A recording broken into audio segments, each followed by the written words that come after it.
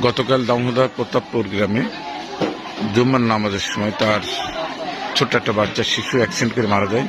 তার মা তাকে গোসল করে পাঞ্জাবি পরে মসজিদে পাঠায় এবং রাস্তা পারের সময় তাকে সে মারা যায়। বাচ্চাটি প্রথমে আহত অবস্থায় দর্শন এবং পরে চৌডাঙ্গা নিয়ে যাওয়ার পর রাজশাহীতে চিকিৎসাধীন অবস্থায় মারা যায়। দেখুন আপনারা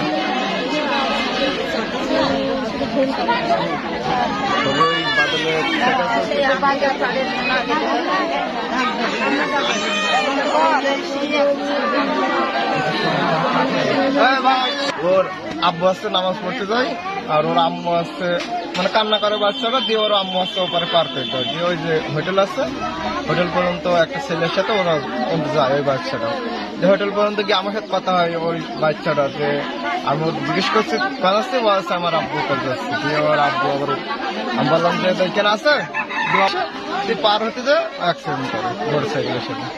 আগে নিয়ে যায় যাচ্ছে দর্শনে তরফদারের থেকে নিয়ে যাওয়ার পরে চুয়াডাঙ্গা নিয়ে যায় সদর থেকে আবার রিফার করে রাজশাহী মেডিকেলে।